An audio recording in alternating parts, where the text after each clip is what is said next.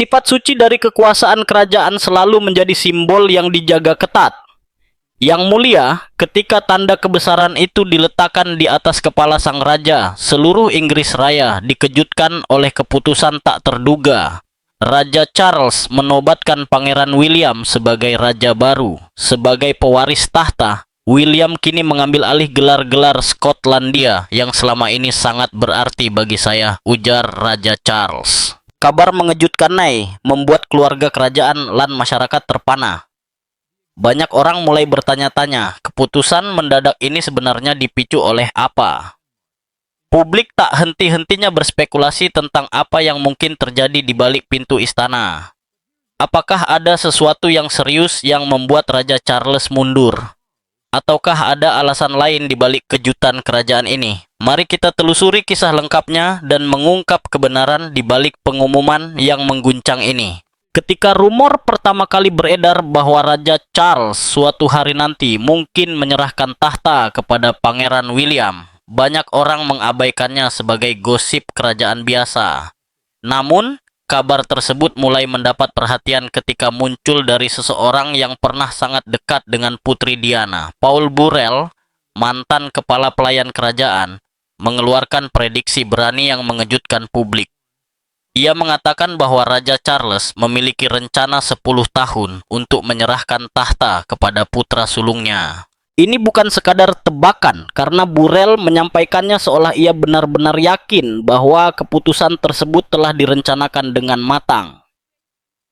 Menurutnya, Raja Charles dan Ratu Camilla tidak berniat memerintah seumur hidup seperti Ratu Elizabeth II.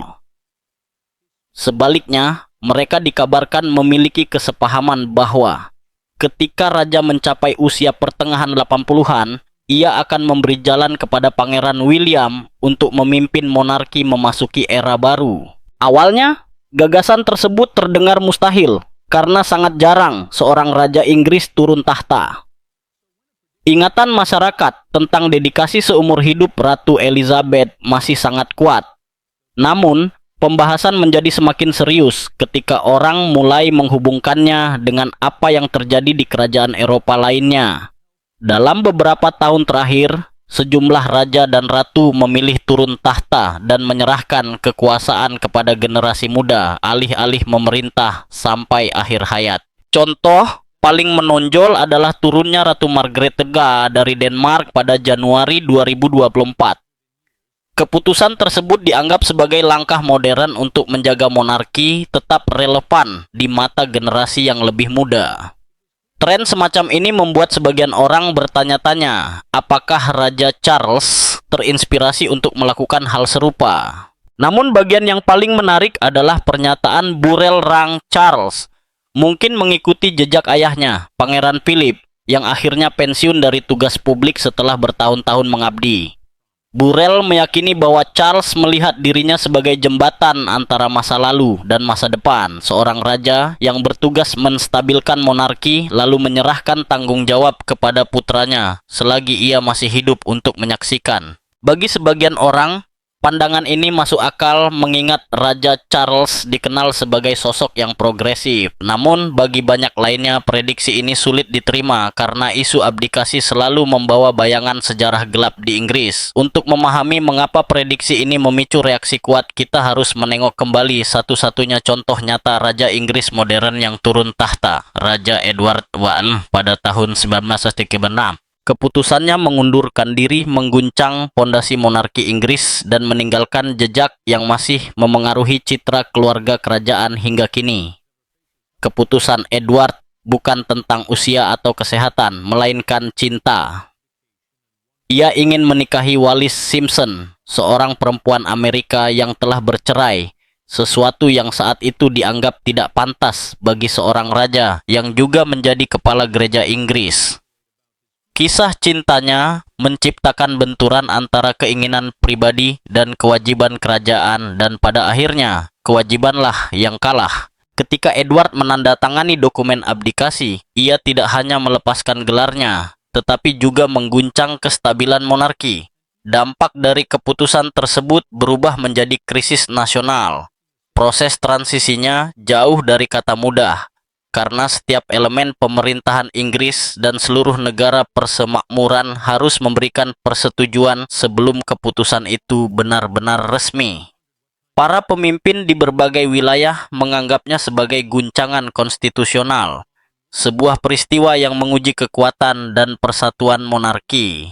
Bagi banyak orang pada masa itu, tindakan Edward terasa seperti pengkhianatan. Seorang raja dianggap telah melanggar janji suci untuk mengabdi seumur hidup. Tindakan tersebut menimbulkan ketidakpercayaan yang membutuhkan waktu puluhan tahun untuk diperbaiki oleh keluarga kerajaan. Sejarawan bahkan berpendapat bahwa monarki hanya bisa bertahan karena adik Edward, yakni Raja George VI, yang mengambil alih pada saat institusi berada di ambang kehancuran. Melalui ketegasan, kerendahan hati, dan pengabdiannya, George VI mengembalikan keyakinan rakyat terhadap mahkota. Masa pemerintahannya memulihkan martabat kerajaan dan membuka jalan bagi warisan besar Ratu Elizabeth II. Kata abdikasi menjadi istilah yang syarat dengan rasa malu dan ketakutan dalam tradisi kerajaan Inggris.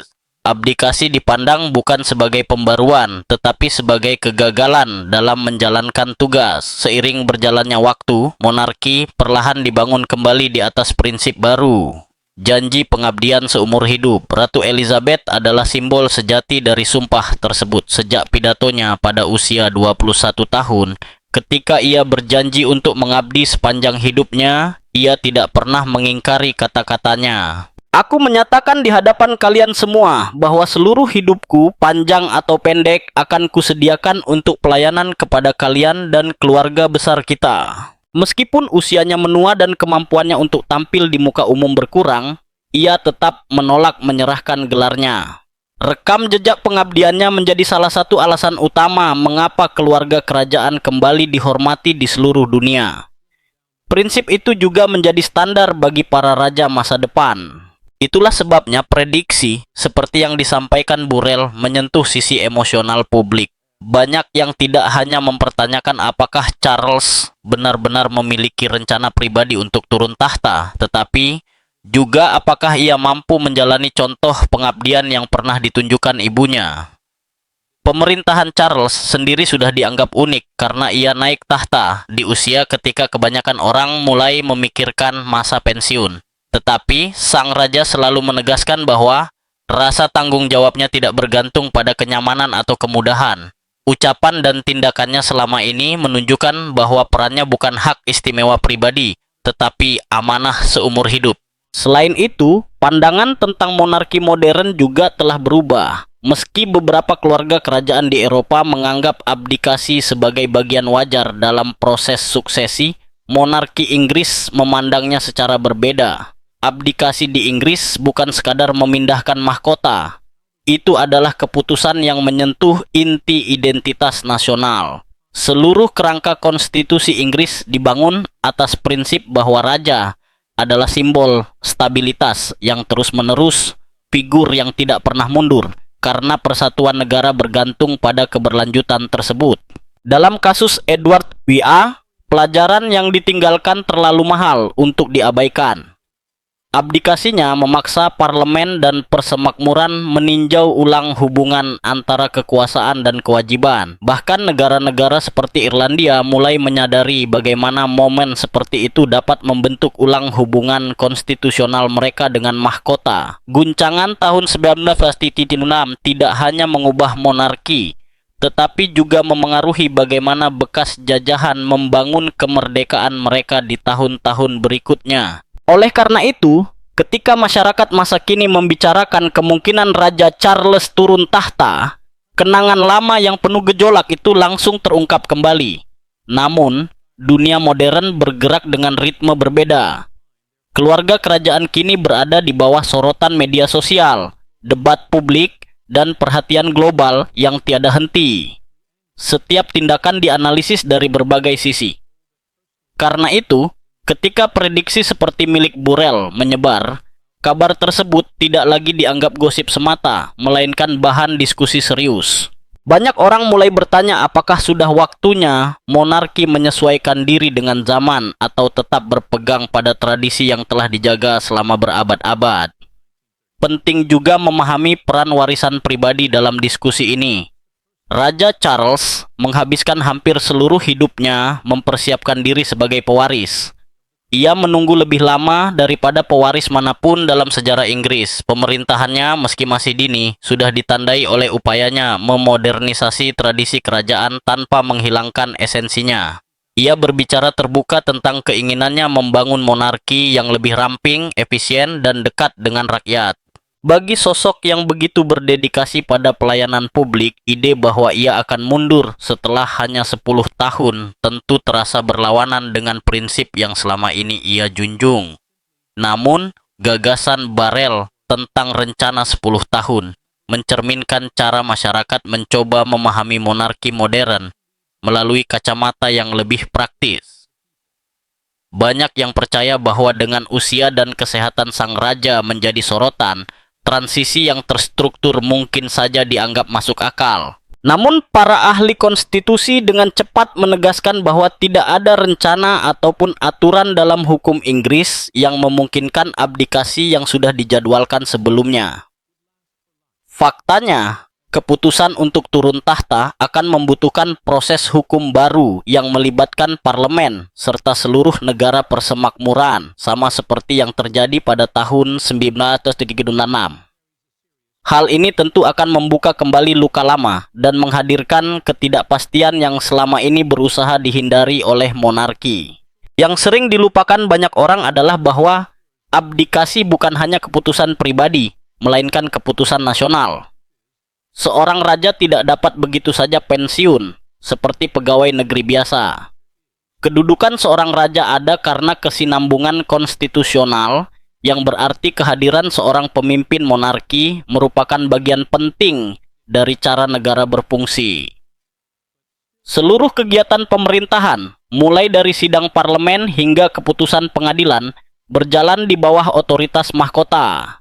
Jika raja memilih mundur, maka struktur konstitusi harus ditulis ulang, sesuatu yang tidak ada pihak manapun ingin hadapi lagi. Karena itu, meskipun pernyataan Burrell memicu banyak perdebatan, hal itu sekaligus mengingatkan publik akan makna simbolik dari mahkota Inggris. Tugas raja tidak diukur dari berapa tahun ia menjabat, melainkan seberapa besar pengabdiannya.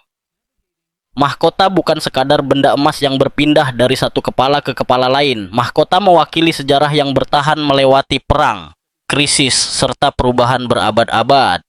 Setiap raja yang mengenakannya memikul beban warisan tersebut. Bagi Charles, mahkota juga menjadi panggilan pribadi untuk melanjutkan teladan keteguhan dan pengabdian yang dijalani ibunya. Dengan sudut pandang seperti itu, gagasan tentang rencana 10 tahun tampaknya lebih seperti tebakan dari luar ketimbang strategi istana. Dan kisah ini semakin menarik ketika kita menelusuri alasan utama di balik rumor tersebut. Janji seorang raja dan kewajibannya yang jauh melampaui kabar angin. Saat Charles berbicara pada hari penobatannya di Mei 2023, sangat jelas bahwa ia bukan seseorang yang bersiap untuk menyerahkan mahkota dalam waktu dekat.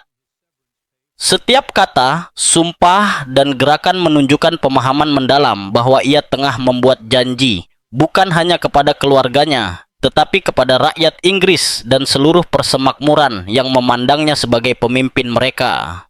Penobatan tersebut bukan sekadar upacara penuh permata dan tradisi.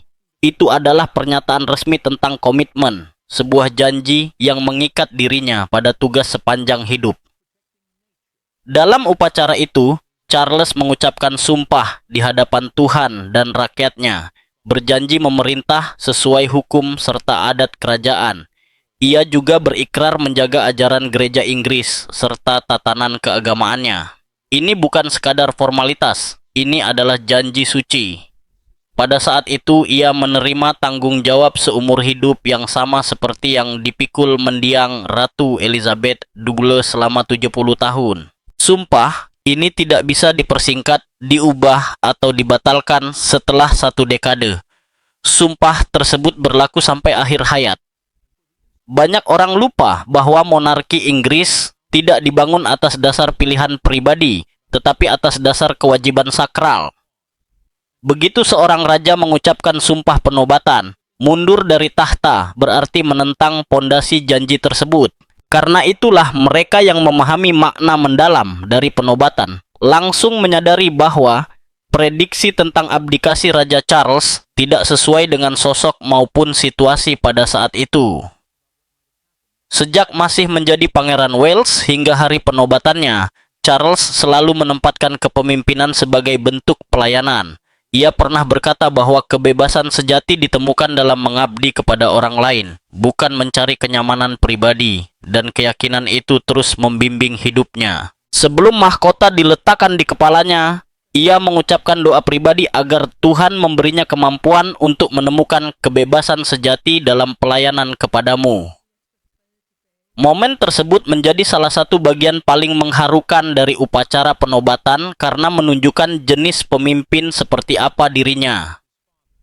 Seorang raja yang memimpin bukan untuk dirinya sendiri, melainkan demi kepentingan rakyat, sebuah cerminan dari kekuatan yang pernah ditunjukkan oleh Ratu Elizabeth. Pelayanan bukan kepentingan diri. Bagi keluarga kerajaan, tugas tidak pernah dianggap sebagai pekerjaan yang berakhir di usia pensiun. Itu adalah panggilan hidup. Karena itu, mereka yang menunggu tanda-tanda abdikasi dari Raja Charles tidak mendapatkan petunjuk apapun. Bukan karena ia menghindari isu ini, tetapi karena tindakannya sudah menjawabnya. Ia terus menjalankan tugas publik, menerima kunjungan kenegaraan, dan menghadiri acara internasional, meski rumor tentang rencana 10 tahun semakin melebar. Dan pada pertemuan para pemimpin persemakmuran, Raja Charles mengucapkan sebuah pernyataan yang hampir menutup isu tersebut. Ia berkata, "Saya dapat meyakinkan Anda bahwa selama bertahun-tahun yang Tuhan izinkan bagi saya akan berjalan bersama Anda dan rakyat persemakmuran di setiap langkah perjalanan ini." Kalimat itu bukan sekadar ucapan biasa. Itu adalah pesan langsung yang membantah rumor abdikasi. Dengan ungkapan selama tahun-tahun yang Tuhan berikan kepada saya, Charles menegaskan bahwa masa pemerintahannya akan berlangsung sepanjang hidup. Seperti ibunya, janjinya tidak terikat oleh waktu atau rencana apapun. Janji itu dituntun oleh iman dan kewajiban, dua hal yang selalu menjadi fondasi monarki Inggris. Mahkota Inggris selalu menjadi simbol kekuasaan yang dihormati.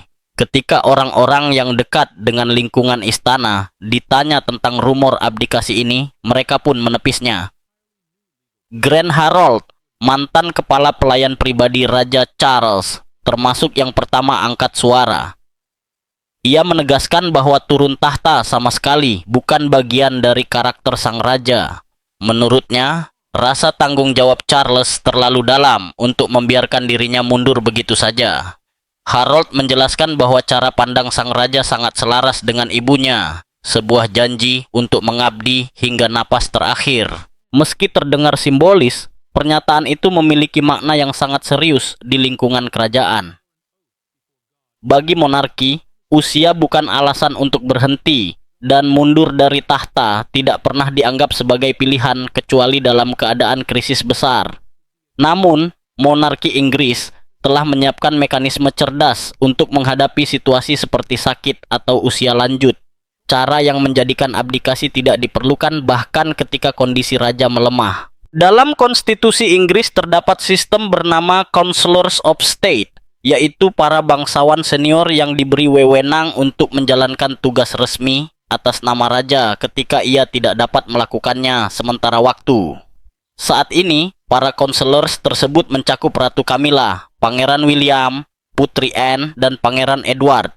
Mereka dapat menandatangani dokumen penting, mewakili mahkota, atau menjalankan urusan pemerintahan ketika diperlukan. Sistem ini dirancang agar monarki tetap stabil tanpa harus membuat raja atau ratu turun tahta. Artinya, jika Raja Charles suatu hari menghadapi masalah kesehatan, fungsi kerajaan tetap berjalan lancar tanpa abdikasi. Struktur tersebut memastikan bahwa raja tetap menjadi pusat simbolis dan konstitusional negara. Sementara anggota keluarga kerajaan yang dipercaya bisa membantu menjalankan tugas harian. Mekanisme ini telah ada selama beberapa dekade dan sudah digunakan sebelumnya, termasuk pada tahun-tahun terakhir pemerintahan Ratu Elizabeth. Karenanya, Ketika publik mendengar rumor abdikasi dan mencemaskan kondisi raja, kenyataannya monarki sudah memiliki sistem yang jelas, tanpa perlu sang raja menyerahkan tahta. Peran Charles tetap utuh, sementara tugas administratif dapat dibantu oleh keluarga terdekat. Sistem ini merupakan salah satu bagian paling stabil dari konstitusi Inggris yang tidak tertulis dan telah menjaga monarki tetap berjalan tanpa kekacauan selama generasi. Namun, tak peduli seberapa kuat struktur ini, rumor selalu kembali muncul dan biasanya terfokus pada satu hal, usia raja.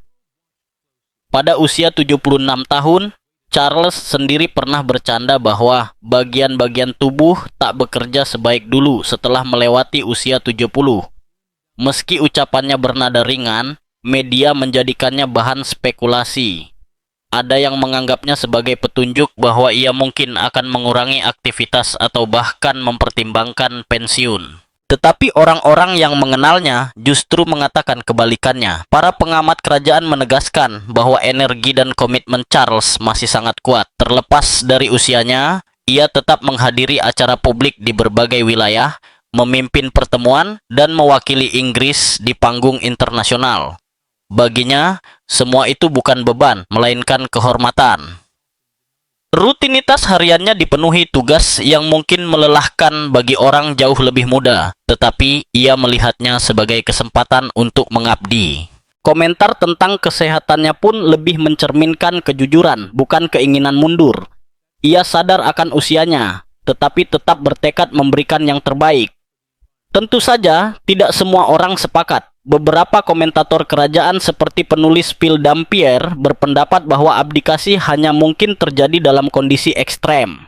Misalnya jika kesehatan sang raja memburuk drastis. Namun ia pun mengakui bahwa itu hanyalah pilihan terakhir, bukan sesuatu yang direncanakan atau diharapkan. Pemikiran seperti ini menunjukkan betapa berbeda pandangan monarki Inggris dibandingkan kerajaan-kerajaan Eropa. Di Belanda atau Denmark, abdikasi sudah menjadi tradisi modern yang diterima dengan positif. Namun di Inggris, mahkota dipandang melalui kacamata moral dan spiritual. Abdikasi dianggap bukan pilihan pribadi, melainkan gangguan terhadap tatanan suci dan konstitusional. Oleh karena itu, kisah Edward Laweta masih menggaung kuat hingga kini. Setiap raja dan ratu setelah masa itu memahami bahwa turun tahta bukan sekadar soal kesehatan atau kenyamanan pribadi, tetapi tentang mengingkari ikatan sakral antara raja, Tuhan, dan rakyat. Raja Charles sangat memahami ikatan tersebut. Selama puluhan tahun menjadi pewaris, ia menyaksikan bagaimana ibunya menjalankan janji pengabdian tanpa pernah goyah. Bahkan pada masa-masa tersulit, Ratu Elizabeth tidak pernah menunjukkan niat untuk berhenti. Contoh itu sangat membentuk dirinya. Ia belajar bahwa pengabdian tidak diukur dari kenyamanan, melainkan dari keteguhan. Dan dalam setiap pidato serta tindakannya sejak naik tahta, Charles menunjukkan bahwa ia memegang teguh prinsip yang sama. Namun inilah bagian yang paling menarik. Ketika Raja Charles III akhirnya naik tahta, seluruh dunia memperhatikannya dengan seksama. Bukan hanya karena ia adalah pewaris yang menunggu paling lama dalam sejarah, tetapi juga karena ia memulai masa pemerintahannya pada saat monarki berada di tengah sorotan dunia modern. Banyak yang bertanya seperti apa gaya kepemimpinannya dan bagaimana ia akan menyeimbangkan tradisi dengan tuntutan zaman. Bagi Charles, mahkota bukan sekadar warisan, melainkan amanah yang harus dibentuk ulang dengan bijaksana. Dan hal itulah yang mulai ia lakukan sejak hari-hari pertama pemerintahannya. Salah satu hal paling menonjol dari Raja Charles sejak dulu adalah visinya mengenai bentuk monarki modern. Jauh sebelum ia naik tahta, bahkan sejak tahun 1950-an, Charles sering menyatakan keyakinannya bahwa keluarga kerajaan harus lebih ramping dan efisien. Baginya, monarki seharusnya mencerminkan nilai, bukan kemewahan berlebihan. Dari sinilah gagasan slim down monarki atau monarki yang diperkecil mulai muncul. Ia percaya bahwa dengan jumlah anggota keluarga kerajaan yang lebih sedikit dan fokus yang lebih besar pada garis suksesi utama, publik akan merasa bahwa dana negara digunakan dengan lebih tepat dan monarki akan tetap relevan di tengah perubahan zaman. Namun, ketika ia akhirnya menjadi raja, visi itu mulai terwujud dalam kondisi yang tidak terduga. Kepergian Pangeran Harry dan Meghan Markle ditambah skandal yang melibatkan Pangeran Andrew membuat jumlah anggota kerajaan yang aktif berkurang drastis. Apa yang dulu direncanakan Charles sebagai reformasi bertahap tiba-tiba menjadi kenyataan karena kebutuhan. Transisinya tidak mudah, lebih mirip adaptasi yang terpaksa. Beberapa ahli bahkan menyebutnya sebagai skeleton monarki, karena kelompok inti yang masih menjalankan tugas kerajaan menjadi sangat kecil. Namun Charles tidak gentar. Ia justru melihat situasi ini sebagai ujian ketahanan, sekaligus kesempatan untuk memperbaiki citra monarki. Fokusnya bergeser pada efisiensi dan transparansi. Ia menegaskan bahwa setiap agenda kerajaan harus memiliki tujuan dan nilai yang jelas. Ketika ia menunjuk Pangeran William dan Putri Catherine sebagai Pangeran dan Putri Wales tak lama setelah naik tahta, langkah itu tidak sekadar simbolis. Itu adalah pesan bahwa masa depan monarki sudah dipersiapkan, bukan untuk menyingkirkan tradisi, melainkan menyesuaikannya. Struktur yang lebih ramping ini memang menghadirkan tantangan. Dengan jumlah bangsawan senior yang lebih sedikit, beban kerja bertambah bagi mereka yang masih aktif seperti Ratu Camilla, Putri Anne, dan Pangeran William. Setiap penampilan publik menjadi lebih penting karena sorotan masyarakat kini lebih terfokus. Namun meskipun berada di bawah tekanan tersebut, Charles tetap mampu menjaga stabilitas. Ia tetap menjadi simbol kontinuitas meskipun diam-diam mengubah cara monarki bekerja di belakang layar. Dan ini sebenarnya bukan hal baru bagi dirinya. Raja Charles telah menghabiskan sebagian besar hidupnya mempersiapkan diri untuk memimpin dengan tujuan. Jauh sebelum mahkota berada di kepalanya, ia sudah terlibat dalam berbagai isu yang menyentuh kehidupan masyarakat biasa. Inilah yang membuat perjalanan hidupnya unik dibandingkan para raja sebelumnya. Pemerintahannya tidak dibangun dari perubahan mendadak, tetapi dari puluhan tahun dedikasi dan advokasi. Salah satu bukti paling nyata adalah berdirinya Prince's Trust, yang kini dikenal sebagai King's Trust. Lembaga itu dimulai pada tahun 1976 dengan modal kecil, sekitar 7.400 dari uang pesangon militernya. Tujuannya sederhana tapi mendalam, membantu anak muda yang kesulitan menemukan pekerjaan, tempat tinggal, atau arah hidup. Charles ingin memberi harapan dan kesempatan bagi mereka yang sering terabaikan oleh sistem. Seiring waktu, gagasan kecil itu berkembang menjadi sesuatu yang jauh lebih besar daripada yang pernah dibayangkan. Kini, King's Trust telah membantu lebih dari 1 juta anak muda di seluruh Inggris. Organisasi ini menyediakan pelatihan, pendampingan, serta pendanaan bagi siapapun yang ingin memulai usaha kecil atau mengembangkan keterampilan baru. Banyak cerita sukses lahir dari program ini, mulai dari wirausaha muda hingga seniman yang dulu merasa masa depan mereka suram. Bagi Charles, setiap individu memiliki potensi, dan potensi itu hanya membutuhkan bimbingan untuk bersinar. Visinya tidak berhenti di Inggris. Seiring waktu, King's Trust berkembang secara internasional hingga tersebar di lebih dari 20 negara. Lembaga ini menjadi simbol bagaimana kepemimpinan yang berbelas kasih dapat menciptakan perubahan besar. Ketika namanya resmi diubah menjadi King's Trust pada 2024, itu bukan sekadar penggantian nama, tetapi kelanjutan dari misi yang dimulai hampir setengah abad lalu. Dedikasi yang sama terlihat jelas dalam kecintaannya terhadap lingkungan. Jauh sebelum isu perubahan iklim dan keberlanjutan menjadi pembicaraan umum, Charles sudah memperingatkan tentang bahaya polusi, deforestasi, dan konsumsi berlebihan. Banyak yang dulu menertawakannya karena berbicara dengan tanaman atau mempromosikan pertanian organik. Namun kini sejarah membuktikan bahwa ia berada jauh di depan zamannya. Sebagai raja, ia dijuluki The Sustainability King. gelar yang sangat sesuai. Pemerintahannya menyoroti pentingnya menjaga alam dan membangun masa depan yang berkelanjutan. Di bawah arahannya, perkebunan kerajaan seperti Highgrove dan Sandringham menjadi contoh pertanian ramah lingkungan dan konservasi. Melalui pidato dan proyeknya, Charles mengajak dunia usaha dan pemerintah untuk berpikir jangka panjang, bukan sekadar mengejar keuntungan cepat. Namun di balik semua pencapaiannya, pemerintahannya juga menghadapi tantangan besar. Kesehatannya, terutama setelah diagnosis kanker, menjadi perhatian publik. Meski begitu, Raja Charles menunjukkan keteguhan luar biasa.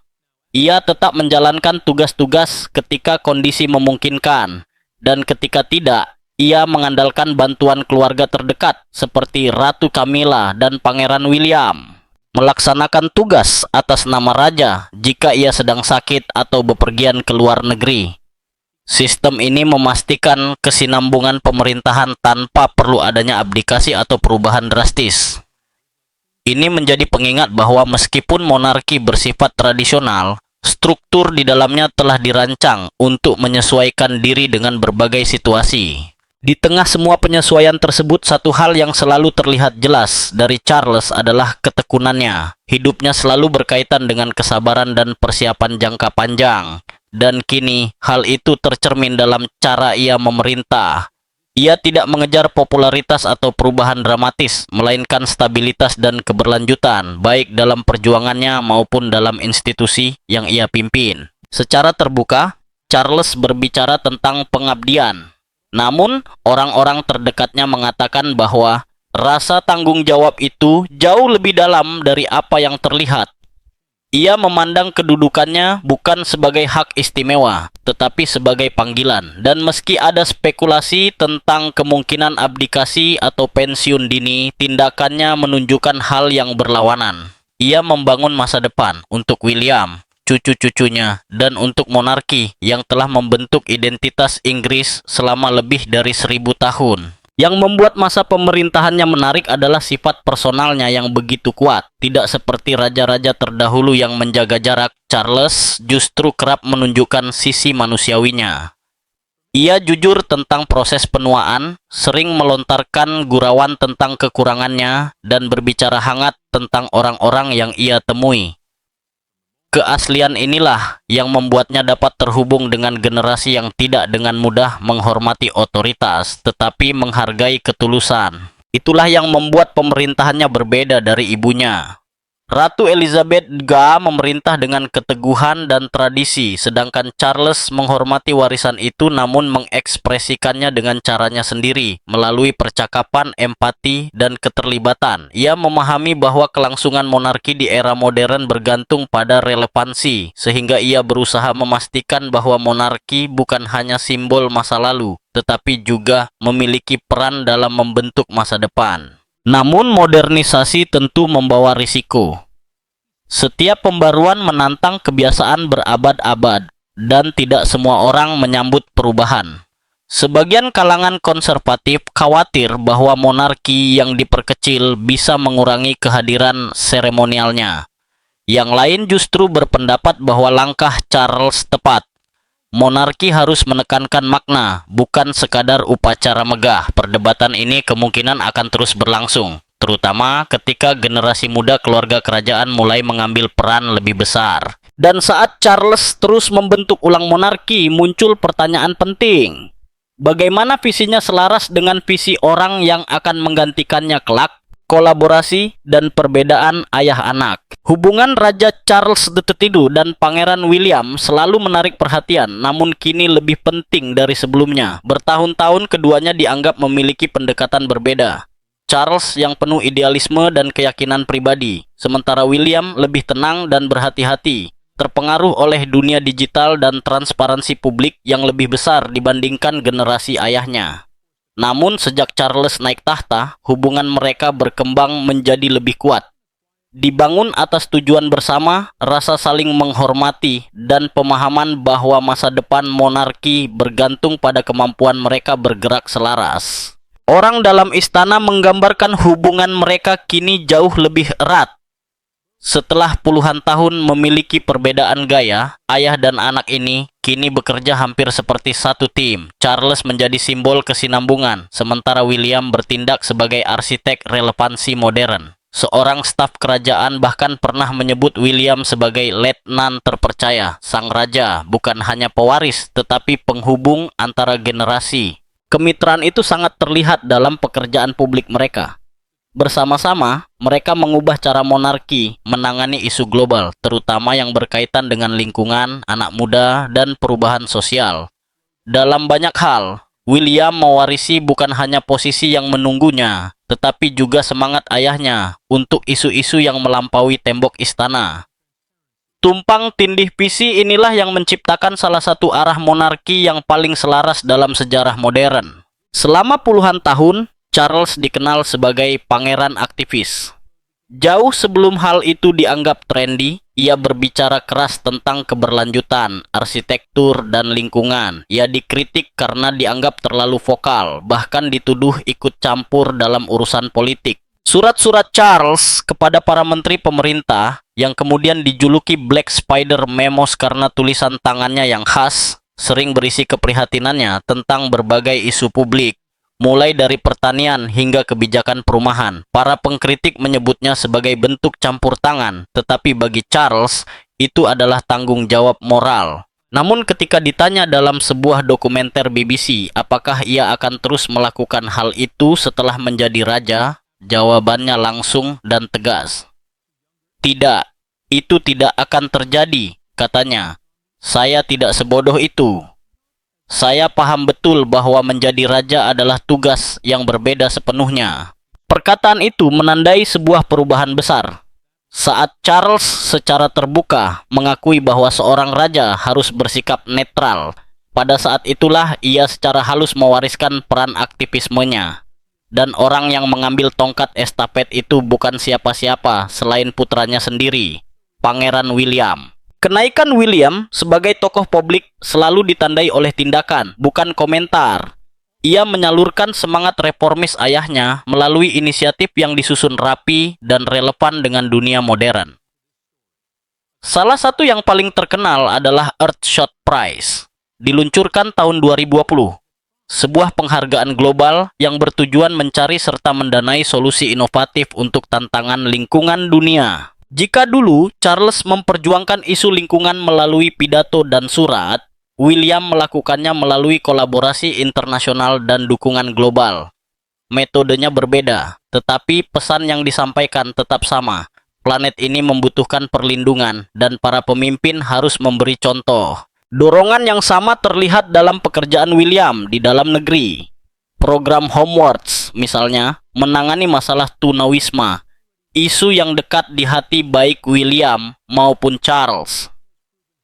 Kegiatan amal Charles, terutama lewat King's Trust, telah lama berfokus pada pemberdayaan anak muda yang kurang beruntung. Kampanye William melanjutkan warisan itu, namun dengan pendekatan yang disesuaikan untuk generasi baru, menggabungkan empati, strategi, dan inovasi. Inisiatif-inisiatif ini menunjukkan bagaimana William memandang monarki, bukan sebagai simbol yang tak tersentuh, tetapi sebagai lembaga yang harus memberi teladan nyata.